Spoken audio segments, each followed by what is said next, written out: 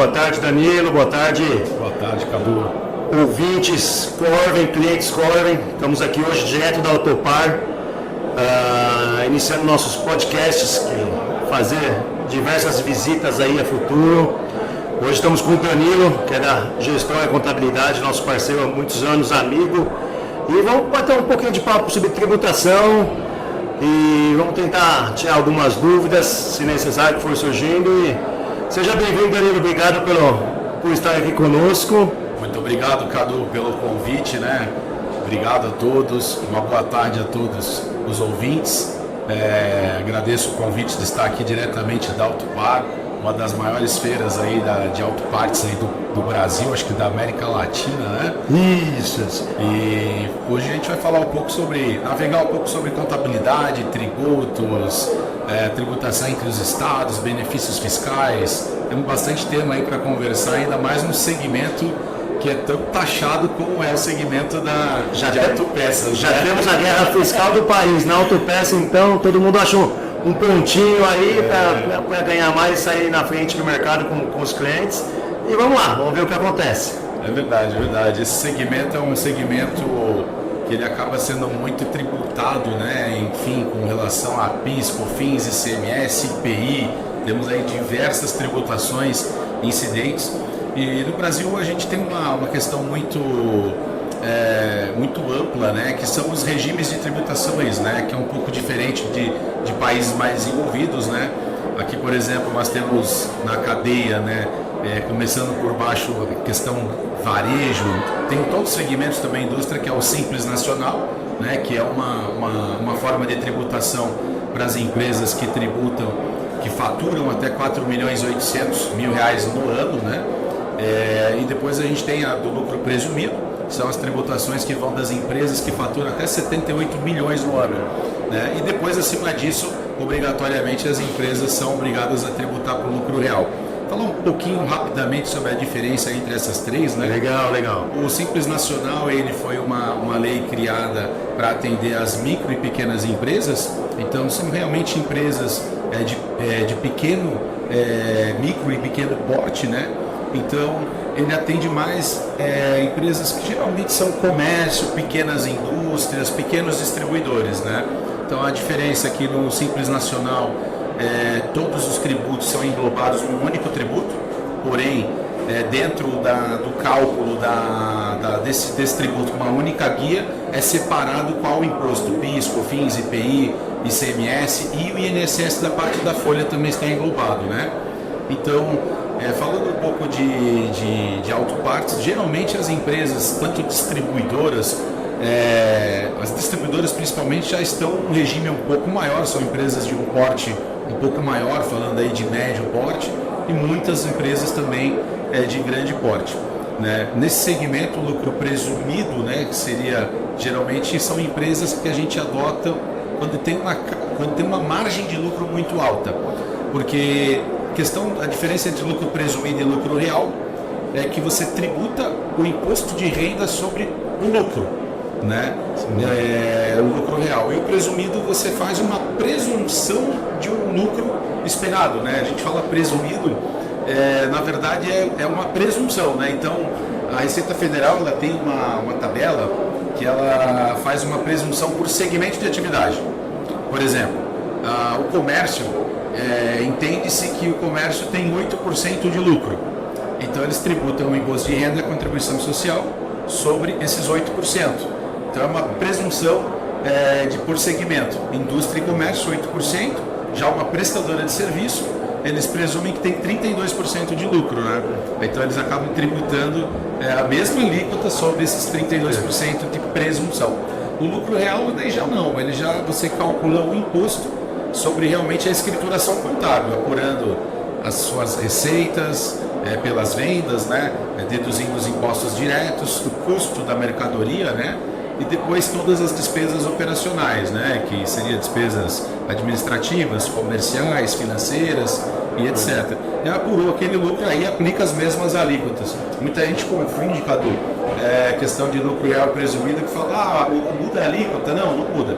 Né? E quando a gente fala entre real e presumido, nós estamos falando somente de imposto de renda, contribuição social. que muda. Daí tem a questão também que tem um adicional aí que é o PIS e o COFINS, né? Isso é uma coisa bem interessante a gente comentar, né? Que lá em 2003 teve uma pressão muito grande, né, da sociedade para acabar com o PIS e COFINS cumulativo. Que antigamente, até hoje na verdade, ele ainda tem o cumulativo. Que é o crédito e débito famoso.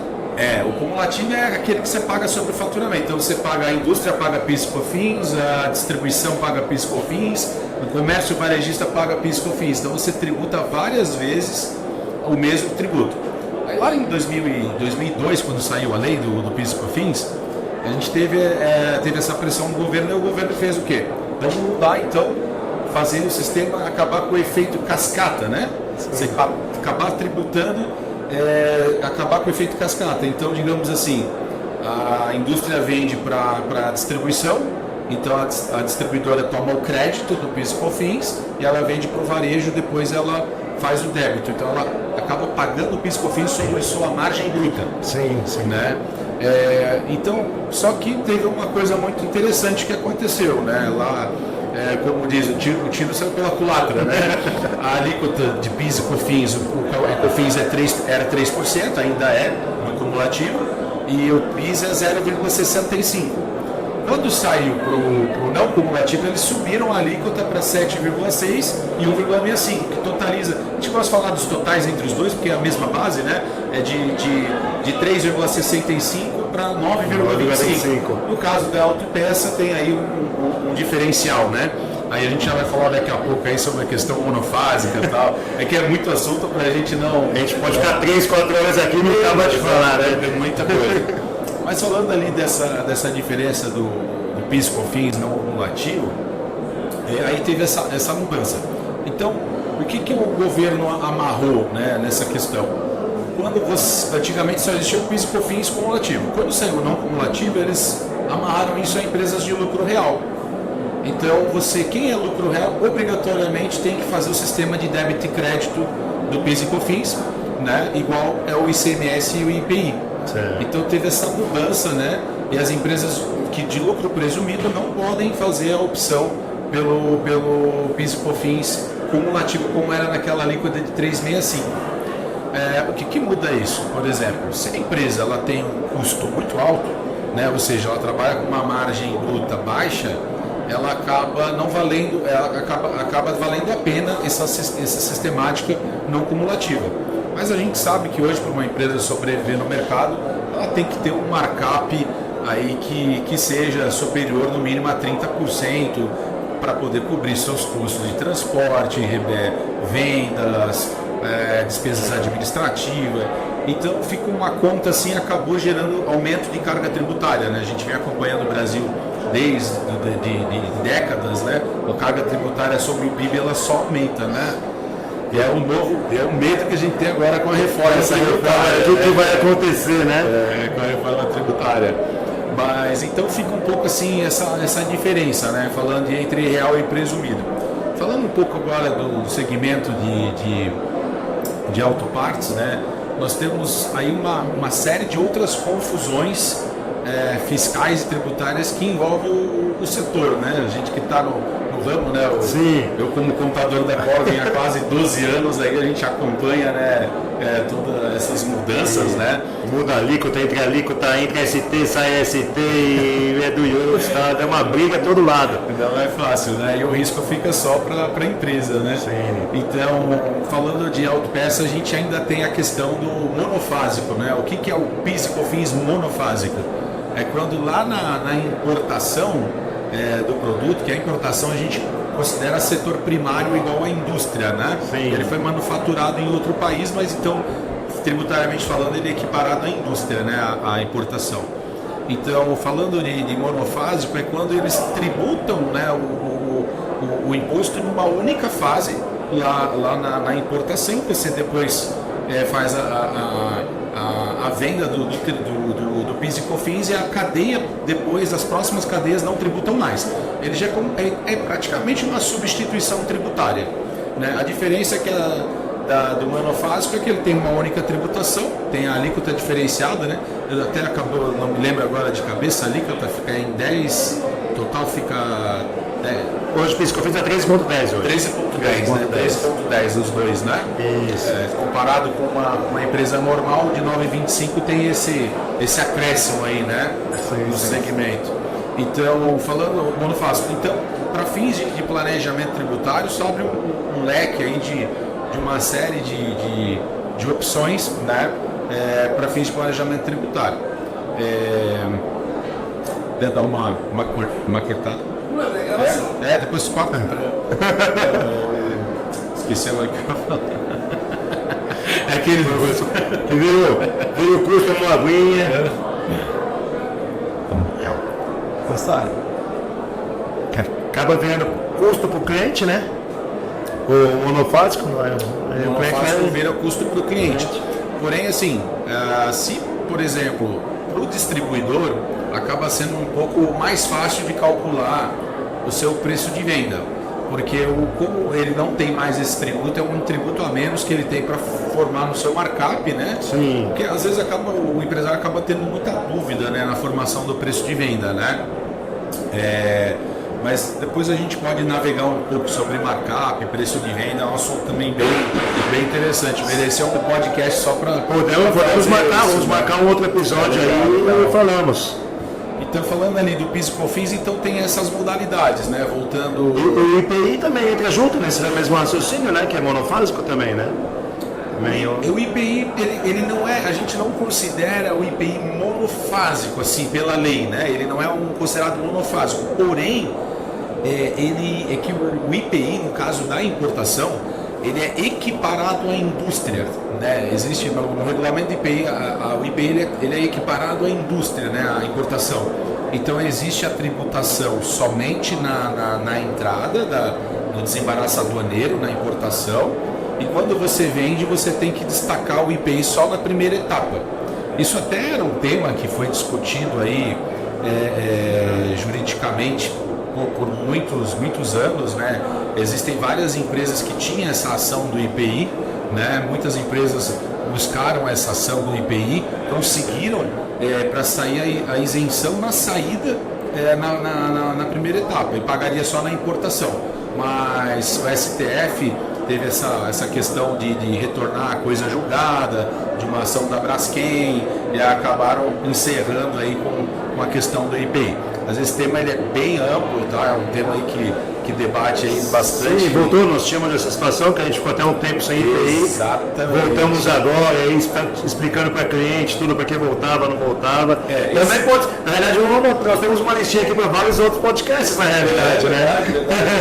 O IPI é interessante, né? Até não sei se você ia entrar nesse assunto, mas é legal, porque quem tinha a decisão, a gente imagina, né? Não tem a decisão, destacava o IPI, ou ganha a decisão judicial para o cliente, começa a incluir o IPI. Daqui a pouco perde uma decisão da coisa julgada, então eu imagino o trabalho, né, que o departamento comercial, não só de vocês, como de várias empresas, né, deve ter para conversar com o cliente, né, porque o IPI ele acaba somando, né, no produto. Mas voltando à tua pergunta inicial, aquele era monofásico, né? Ele, para as distribuidoras, a cadeia pós-indústria, elas não incidem em IPI, né? Então, quando o IPI entra na nota fiscal, vem destacado na nota fiscal, ele entra como custo, né? Exato, então, eles já estão muito habituados com isso, mas é bem parecido mesmo, concordo contigo. Como é tributado ali numa única fase, a gente pode na nota fiscal e outro mais escondido na nota fiscal. Mas é uma questão de legal, na lei ela não fala assim que ele é monofásico, né? Então, exato. Mas é muito parecido, né? Aí nós temos também o ICMS, que é o imposto estadual, né? Que esse aí a gente pode falar, me lembro muito bem lá em 2011 ou 12, né? Nós montamos o projeto de Santa Catarina, né? Que tem o benefício fiscal. ICMS 17%, depois baixou para 4%. Foi muito. No começo era muito bom, né? Saiu, porque assim, quando você faz o desembaraço aduaneiro, a importação, né, do produto, você tinha que pagar a alíquota cheia, né, de 17% no caso de Santa Catarina. Sim. Em São Paulo 18%, né, em outros estados. Cada estado tem uma alíquota diferenciada, né? Então, mas o mínimo é 17, alguns tem até alguma redução para 12, mas Santa Catarina era 17, baixou. E sempre é ali, se pegar a atualização desse ano é de 20 para cima na realidade, né? Deixa eu falar que coisa de louco aí já. Fim da pobreza, tem muita coisa. Né? Exatamente. O pessoal, os contadores ficam quase loucos, né, com tanta informação, mas a gente vai se adaptando, né? Então, o ICMS, por exemplo, você importa a mercadoria, destacava 17, com benefício de Santa Catarina, destacava até 1%. Né? Era porque o ICMS na entrada ele é uma antecipação, né? Ele não é custo, porque ele é não cumulativo, né? Depois, quando você fazia a venda, até a resolução 13 do Senado de 2014, foi quando mudou essas normas, né? Eu vou chamar de normas, porque isso não foi via lei, né? Isso foi via uma resolução do Senado Federal, que acabou legislando de forma de ofício, assim, né? Vamos mudar a regra, né? Vai na canetada, E muda toda a regra, né? Então, tu imagina, você tinha um benefício que você de 17 pagava 1%, a venda para fora, a interestadual, né? Falando em região sul e sudeste, vou ser mais simplista, né? Destacava 12%, e a empresa tinha um crédito presumido, que era o chamado benefício fiscal de 9%, então custava 3% só, né? Então tu imagina, tu transferia 12 de crédito e pagava somente 3%, tinha um benefício de 9%. Nossa, aí foi a invasão das importadoras em Santa Catarina. Eu lembro que Itajaí foi assim, onde eu resido e tenho o meu escritório, né? Tem Itajaí em São Paulo também, mas foi quando começou a invasão das importadoras lá em 2002, 2003, e aí isso veio surfando uma onda de crescimento muito grande, né? Muita gente não sabe, mas além do estado de Santa Catarina ser um estado muito próspero, com muita indústria, mas a questão das importações gerou aí muitas empresas foram para lá, movimentaram muitas cargas até hoje, né? Esse crescimento a gente vê. Os portos são os maiores, tirando o Porto de Santos hoje, acho que os maiores portos estão em Santa Catarina, né? Juntando em movimentação de container na realidade, e a gente trabalha também com a Portonave, daí eles estão até fazendo reforma para aumentar, que já não tem mais espaço para receber navios e tudo mais, mas é o futuro aí. Não, Santa Catarina tem muitos portos, né? Comparado com São Paulo, é muito grande o Porto de Santos, né?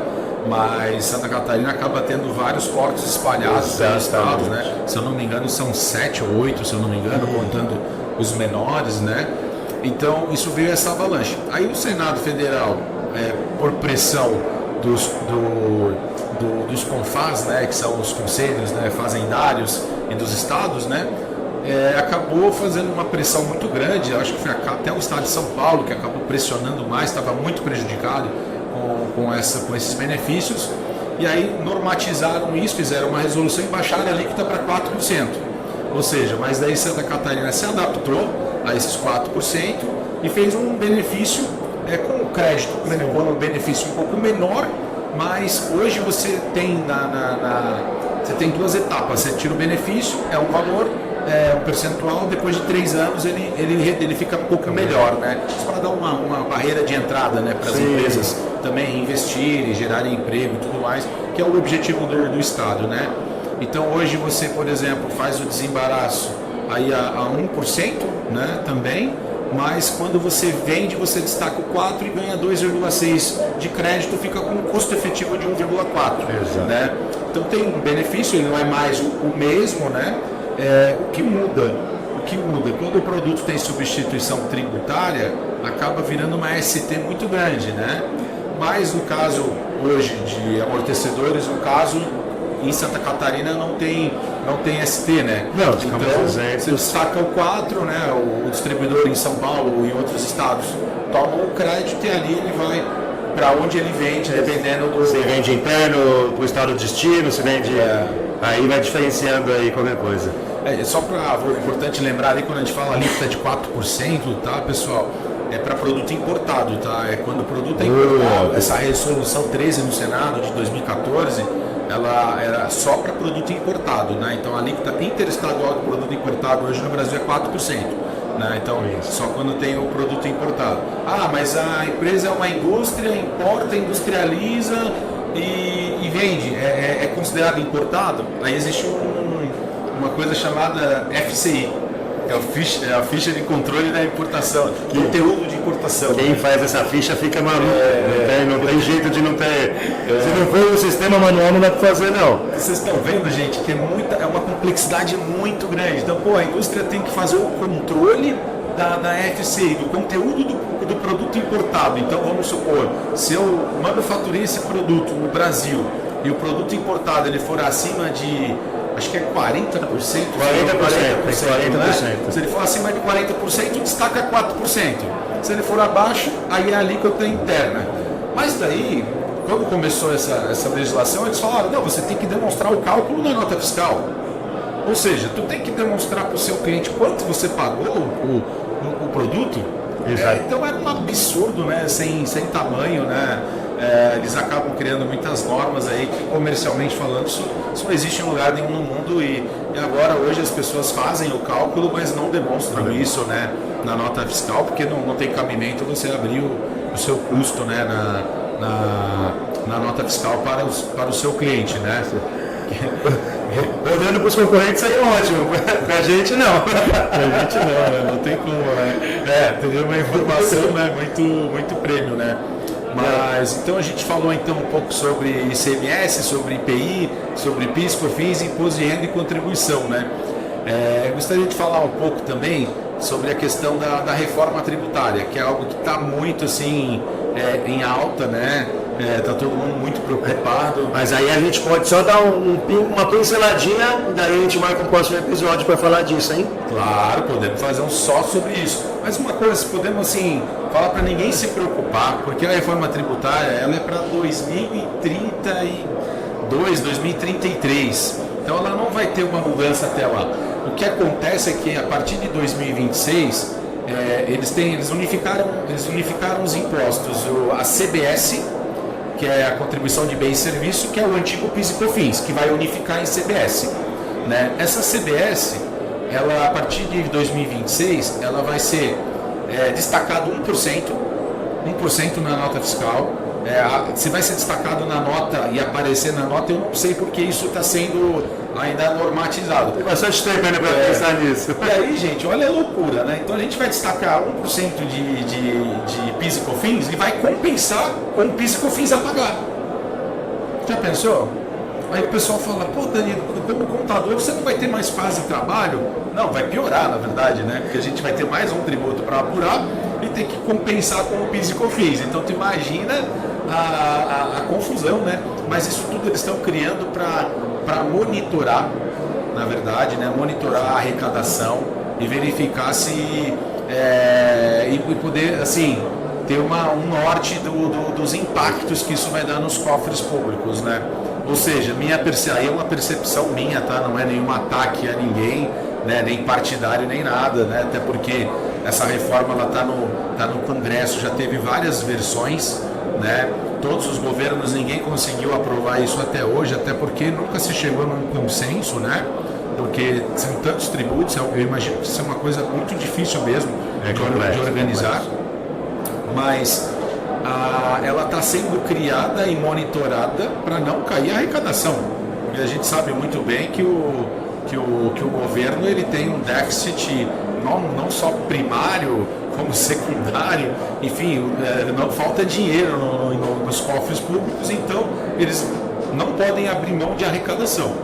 O que eles vão fazer é um reequilíbrio, tributar mais alguns setores, como o setor de serviços, por exemplo, né? Vai ser tributado vai aumentar bastante o setor de serviço, porém já se está falando de bastante benefícios em redução.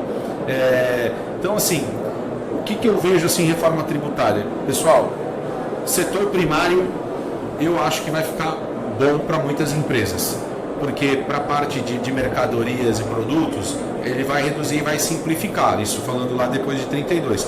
Serviço, se for setor primário, ele vai gerar crédito para as outras empresas. Então, o setor primário que eu digo, por exemplo, contabilidade, eu presto serviço para empresas somente, né? Se eu prestar serviço para pessoa física, aí seria um aumento de custo, porque o meu cliente vai pagar mais, vai encarecer o meu serviço. Mas para a indústria não, eu vou repassar o tributo e essa indústria vai tomar o crédito. Então, no final, quem vai pagar o tributo é sempre o consumidor final, né? Não tem jeito. Mas, como sempre, né? Como sempre, né?